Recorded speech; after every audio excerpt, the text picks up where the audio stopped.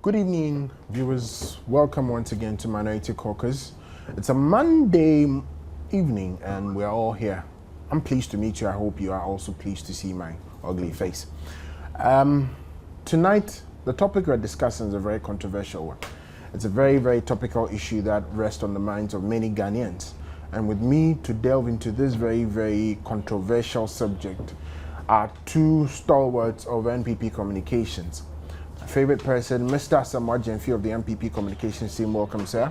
Thank you. And Mr. Justice Newton Afbeku Ofei, also of the NPP communications team. Welcome. Thank you very much, my brother. Okay. Now, the issue on the minds of most Ghanaians is Ghana going gay? Yes, you heard me right. Is Ghana going gay?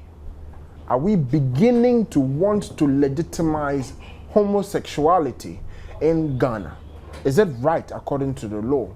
Do we have a reason to be worried at this particular point in time that our country may accept homosexuality as a form of sexual expression anytime soon?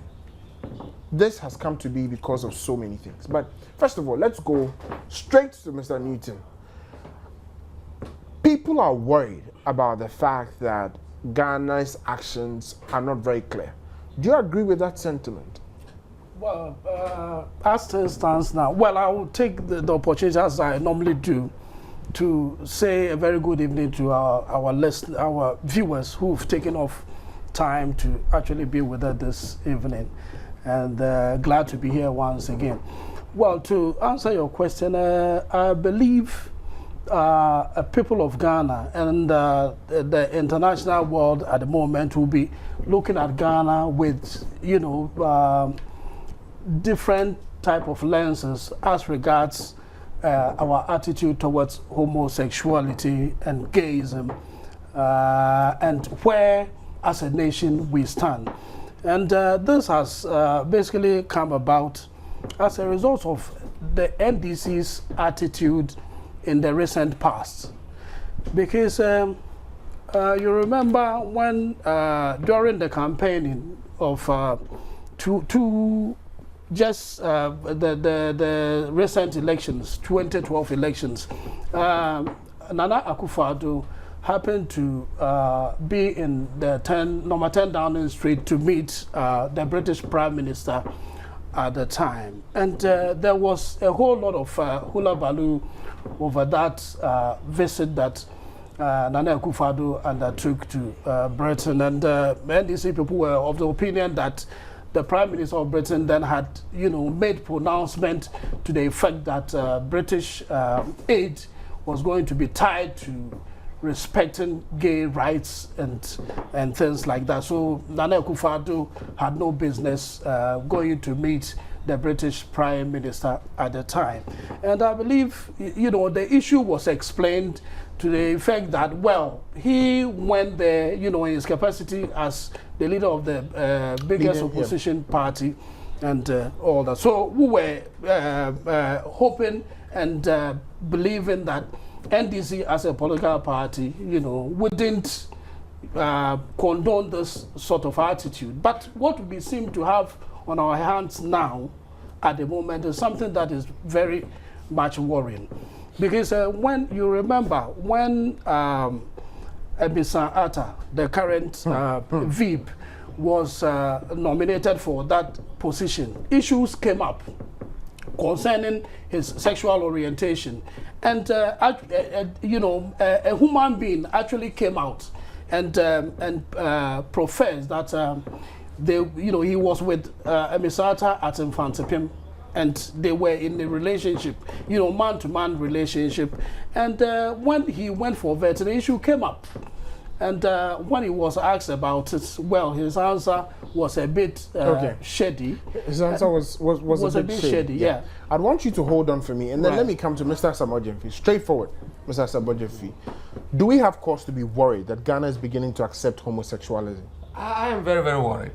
Worried in the sense that if you have a president who takes over and suddenly decide to whittle down, the concerns of women, and change or redesignate a ministry that was set up to address issues about women and children, and redesignate it as children, gender, and social protection. And it happens that he's a close pal to a chief gay lobbyist, okay, who could make commentary on his book, who was in his book lunch and was seated at a high table with him, contributed $20,000 to the launch of his book, had dinner with him, and many other things. Then he gets into office and appoints a personality who have a soft side for gays and gayism. That is my worry. You know why? Now Minister for Children and Gender and Social Protection is on record that he led the gay lobbies to the Constitutional Review Committee to make advocacy for a constitution to put in laws that will allow gayism. Now, right away I'm worried. You know why I'm worried? Because of the facts on the ground. The power of the gay lobbies. It was not for nothing that Gordon Brown had to come out with that rule that henceforth the UK government's budgetary support or support to some developing countries in Africa will be determined by their stance on the freedoms on gays. It was not for fun, because it was a campaign promise, and he wanted to fulfill it. So when it happens this way, I am very worried, because Andrew Solomon is not just a riffraff, or he's not just a nobody. Neither is he a Father Christmas to have spent his time, and I believe that he didn't come there alone. If we really want to check into the background and find out the list of invitees onto the president's book launch, many more, gays or homosexual who have been there. You see, and my worry is, if almighty United States Army, okay, their policy was that they were not going to enlist gays, and then when you come, they ask you, are you straight or you are back? If you say you are back, it means... What do you mean by you're back? That is where the homosexuals or gay like to enjoy themselves. So in the United States Army, they ask you, are you straight or back? If you say you are back, they will not enlist you into the military in the United States. Then come Clinton. They lobbied Clinton to say, okay, come out with a policy, don't ask, don't tell. And then Clinton accepted and became a policy. That was the basis for which Colin Powell resigns as the chairman of the Joint Chiefs of Staff. He said he, an avowed Christian, would not allow that to happen under his watch. He had to resign that post. He became don't ask, don't tell. Right? Down the line, Obama becomes president, and now you can tell in the US Army. You can tell, openly declare that you are a lesbian, or legally declare that whether you are a gay in the United States of America. That is how strong the gay lobbies are. Okay? And so my worry, brothers, is that why women drop women and bring gender? Because women are already disadvantaged. And that in every country, when you want to promote, you come with specific affirmative action to promote women. That is specific. Gender means open and loose. Yeah. Now you have transsexual gender, right? Transvestral gender. Then you have male and female. Indeed, as I speak now, the gay lobbies are lobbying the United States to change the convention of application forms, which is just male and female, and add these two other genders, because it's a gender. And so what kind of gender thing is the president going to talk about? How many Ghanaian men have you ever spoken that gone on air to say they are being disadvantaged against women? Okay, so let's hold on to these thoughts as we develop the discussion further. But for now, those who pay for our show would have to have their fair bite. Let's go for a break.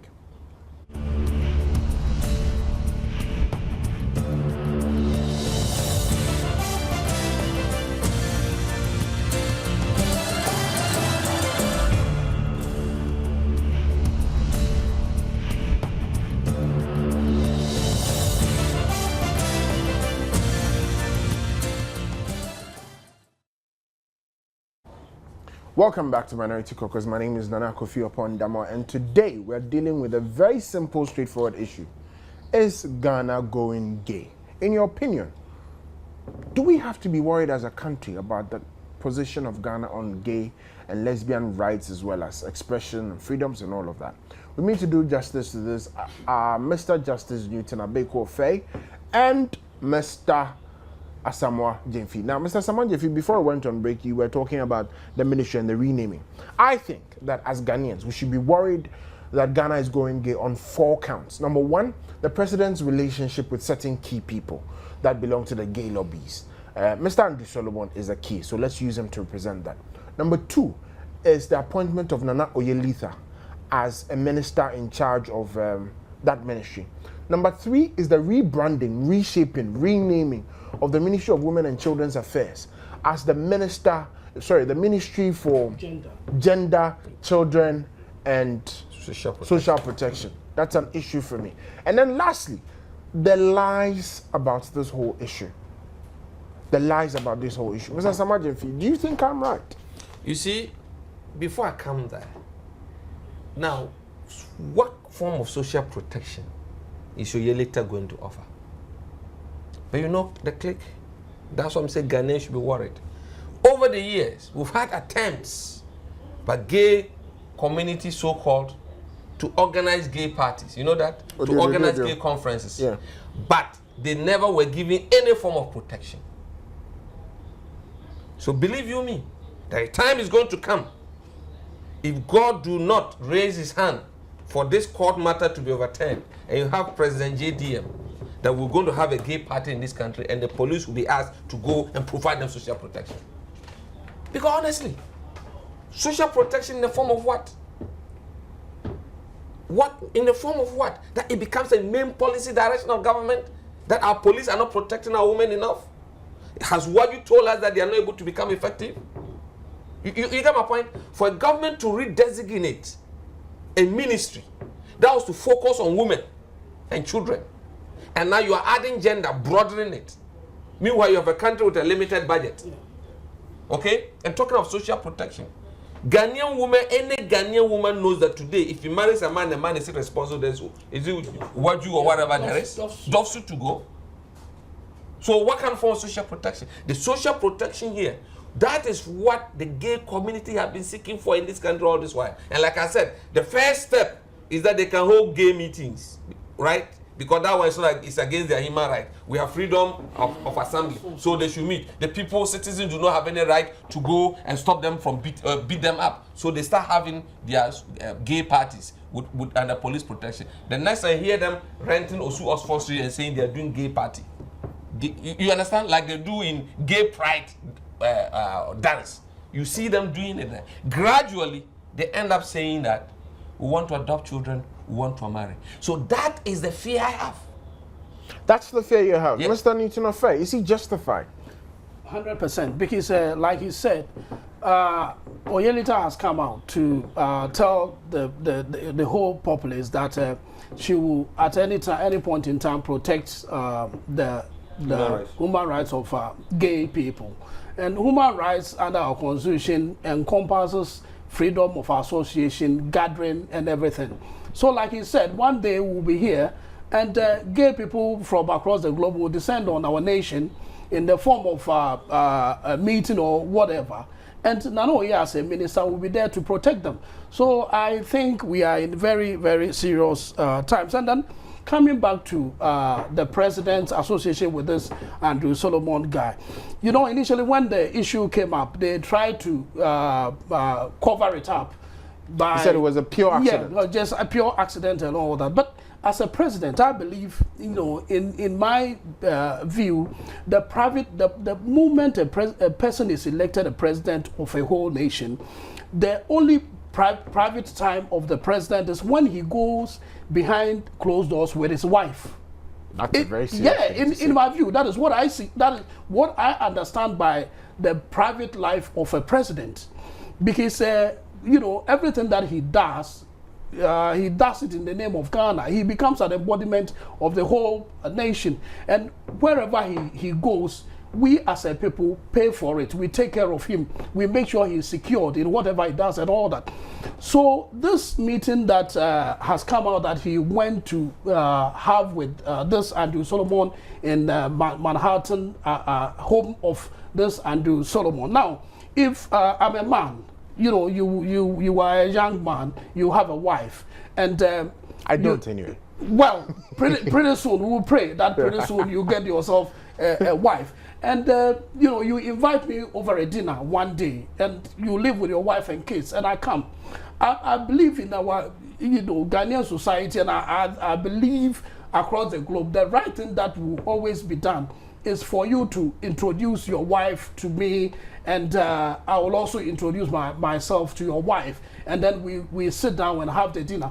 So in my honest view, when the president, then the vice, went to have that dinner with this Andrew Solomon in Manhattan, yeah.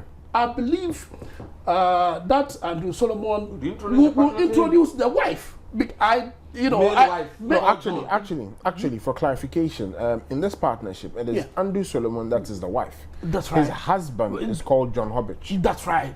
I would have, you know, I should have even brought the pictures here of the two of them having wedding and all that. So I believe that introduction would have been done. So for Mahama Ayariga, who was even reshuffled before going before the parliamentary vetting committee and all that, he was nominated, and before he went to parliament, he was even reshuffled. For him to have come out to tell us that the president went to have that dinner without actually checking on that is an indictment on us as a state. Because to tell you the truth, as a president, quite recent, I think somewhere late last year, Obama was going for a meeting of American states in Colombia.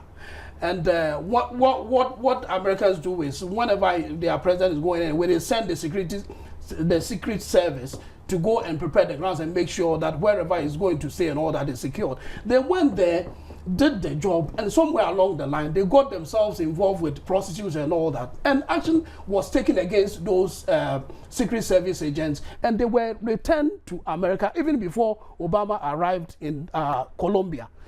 Juxtaposing this with the Mahama issue and his dinner with this Solomon guy. Now, it was incumbent on our security apparatus that, because as a president, I believe wherever he goes, he sends an advance team.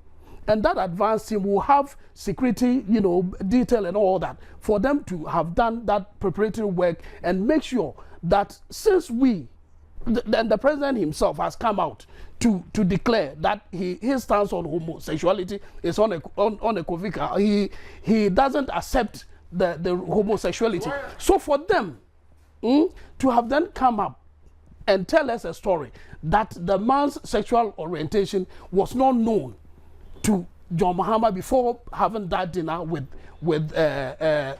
Solomon is an indictment, because that man could have been a drug dealer. It could have been a serial murderer and all that. So for them to have sat down, for our president to have associated with him, it's a serious indictment. I take the personal position that that is not principled. Yeah. If you say that you disagree with a particular matter, you should be able to carry it through. And I'm reminded of this by the actions of Bishop Desmond Tutu, who refused to sit on the same platform with, I think, David Cameron? Cameron and one other, because of the fact that he held a position that the war against Iran was wrong. Yeah. Mr. Samajinfi, would you agree with me that this whole thing, the president comes across as very unprincipled? You see, nothing of the NDC has been out of principle. That's a fact. And everything about them is our propaganda, deception. In the first place, you have a president who says that he's against it because it's criminal. It's in our books, right? Yeah. The president isn't a lawyer. You have a year later who says that it is not criminal because our constitution doesn't say so. So right from the word go, the two don't meet. Yet he appointed her. You understand? So like I said, this appointment did not just come by chance. Today, he was telling the whole country one of the reasons why he appointed her, and I said it much earlier. There's a form of reward. Yeah. During the Gambian, what do you call it? Phantom 33 deaths, that was never 33. When the government of J. Kufuor and Nanado worked hard at it, so when they came to power, they were able to bring in three bodies. We were saying, and even that the money that was given to them to come and we buy were the people, saying they that shared the our money and investigators, chopped. when the chopped the Zambians money. were saying that there were 3 bodies, Oyelita said no, they were 33. You understand? So right from the word go, that is how they are. But that is not the true intention. Like I said, I believe that some form of rapport has gone on between what do you call it? Between Andrew Solomon and the president. There's a clear agenda to pursue, and let's be on the watch out. That's how I see it. Until and unless he's able to let you know how grievous is the or how socially pressing is the gender issue in Ghana. The gender issue in Ghana is about girls and women. That they are under what do you call it? That women issues or women are not supported the way they should. They've always been asking for special what do you call it? Treatment and dispensation for women. That has been the issue in Ghana. It is not about gender. And have you seen any man going on demonstration that any government is giving too much emphasis on girls? No. Have you heard any young boy saying that his sister is giving more attention at school than the boys? No. So how does gender become a major issue, a major policy change? Social protection. Has any Ghanaian woman gone out and said that they were raped and when they went to the police station, they've never got any protection? Or their husband beat them and when they went to police station, the male policeman there never supported them? We've never heard that. So what is the social protection you're going to give? Which underprivileged people, which people I accept? The homosexuals in Ghana who don't have that liberty, who don't have that social protection. What form of social protection are you going to grant the people of Ghana? That is a question that Mr. Samajinfi wants to put to the president and the minister in charge of gender, children, and social protection. Whilst we await an answer, we'll take a break.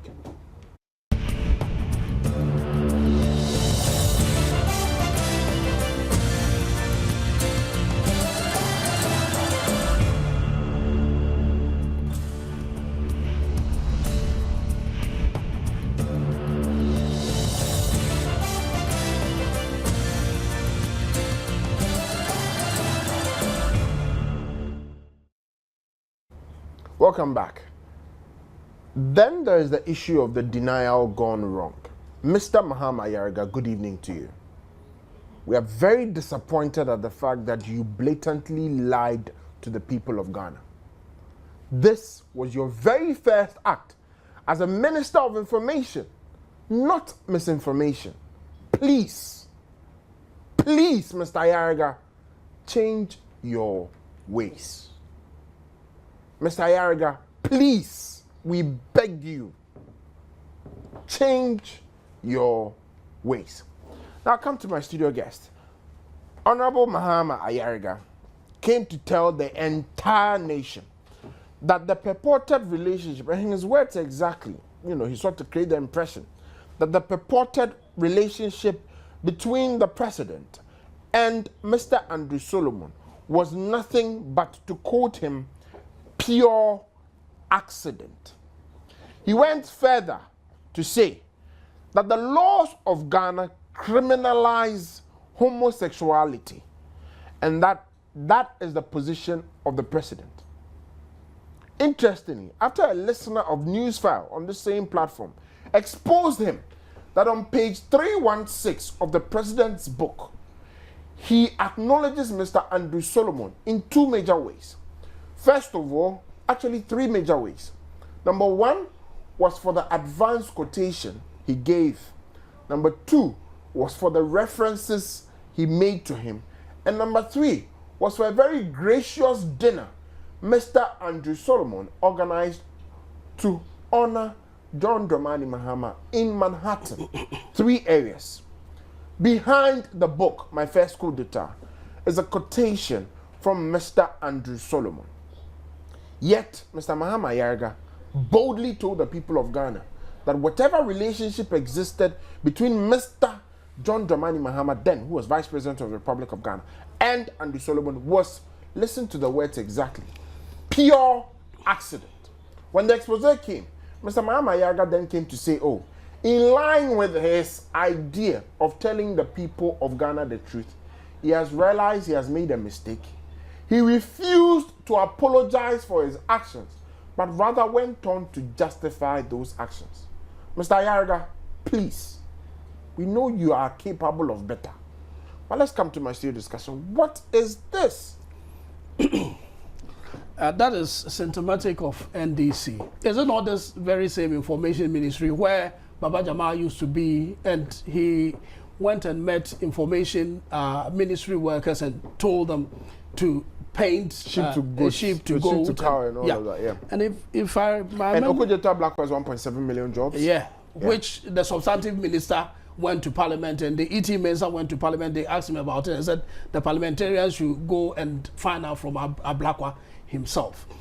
To cast my man back a little bit, when President Kufuor came up with this mantra of zero tolerance for corruption, Baba Jamal in a discussion on Peace FM once said that corruption was rather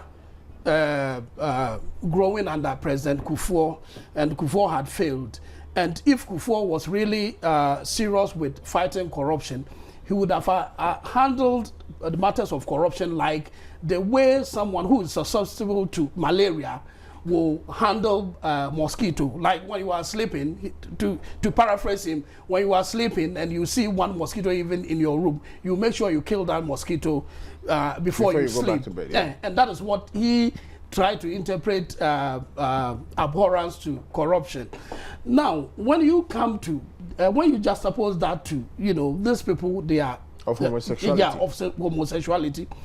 I was expecting that from their stance of homosexuality, I wasn't expecting them to have had anything to do with Andrew Solomon. Like you quoted, that Ayariga in his first statement, when this issue came up, said that the president came in contact with Andrew Solomon by what? A dint of accident? Pure accident. Pure accident. So the whole president was stranded on the streets of Manhattan, in New York. He was stranded, and he just bumped into Andrew Solomon. Andrew Solomon took him to his apartment home in Manhattan and had a meal with him. I mean, what kind of a joke is this?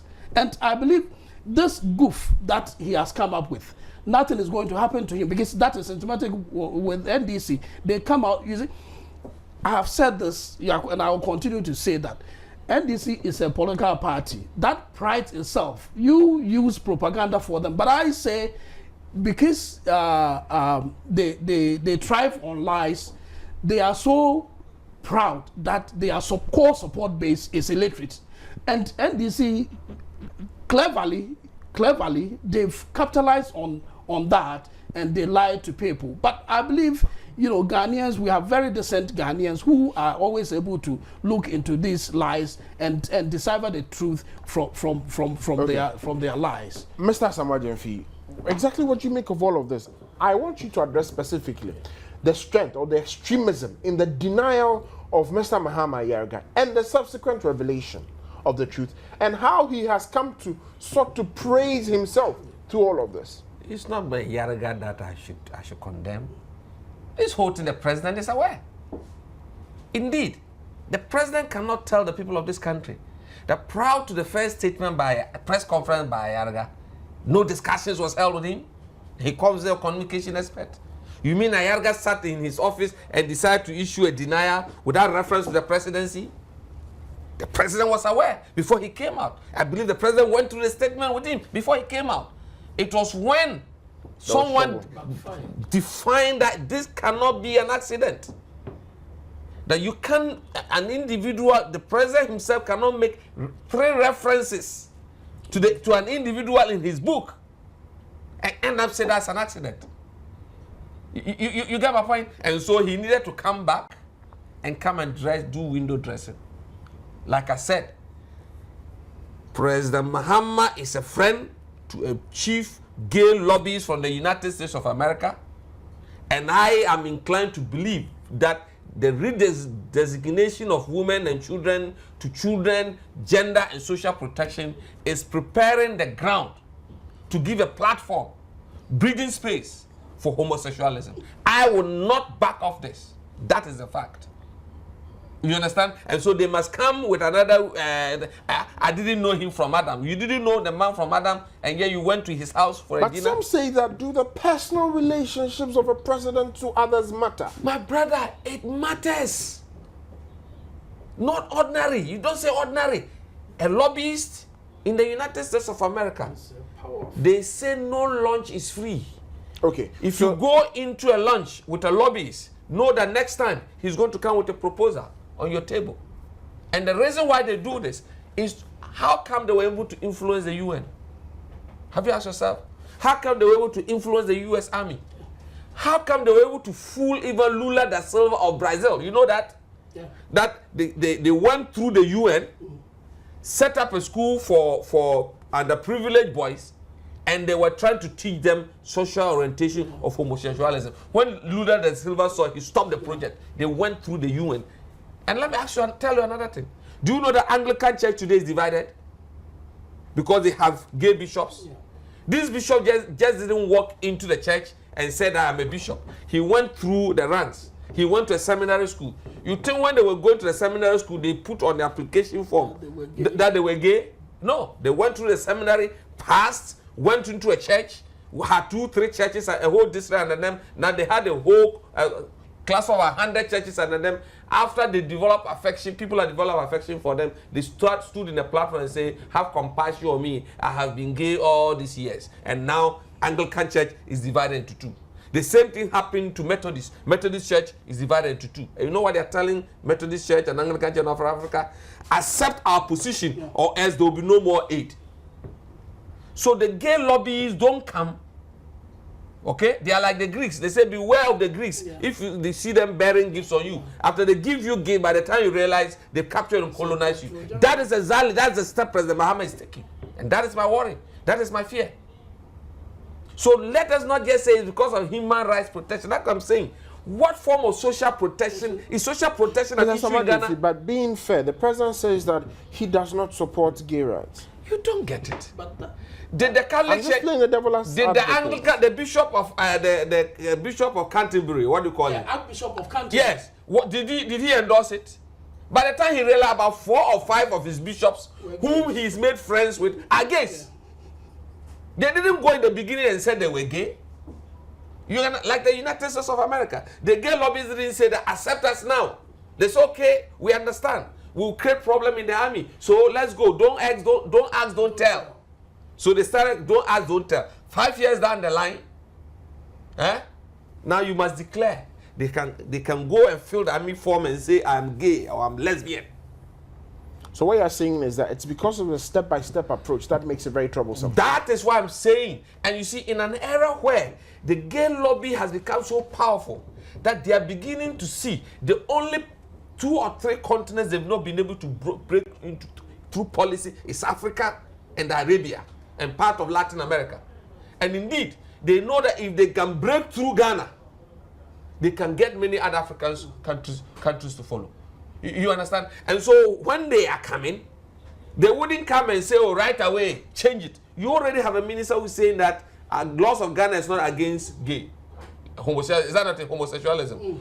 Tomorrow, there will be a conference of gays in Ghana, and then the president, he can come and say, look, go and protect them. I am in charge of social protection. Yeah. Police, go and protect them because the laws of Ghana is not against it. Yeah. And the Ghana police will go and protect them. Okay.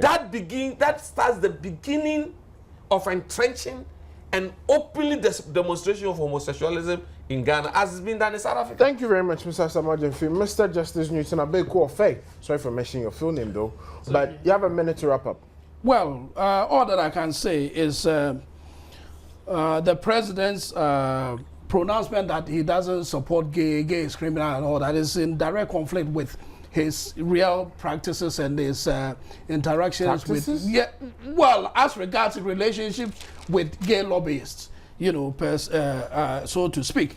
And when he went to launch his book in America, a copy of the book Andrew Solomon bought a copy of the book for $20,000 US. And I have no doubt in my mind that that $20,000 must have gone into John Mahama's campaign, for him to, become a president, which is basically being contested. So if the man should use monies from these people to actually prosecute his agenda, and then turns around to, claim that he doesn't support gay, it is highly conflicted. Sure. Yeah. Thank you very much, my discussants, for this very wonderful program. Really, is Ghana going gay? I don't know. I think that based on the evidence available, you and I can make up our minds. For me, the key problem is that the youth of Ghana must arise. There's a song that Arise Ghana Youth for your country. The nation demands our devotion. Let's be devoted. Let's stand tall and fight. Let's join the Let My Vote Count campaign as they hit the streets of Tema this Friday. And let's continue to keep an open eye for those that sneak through back doors. My name is Nana Kofi Opondamba. Let's meet again on Wednesday.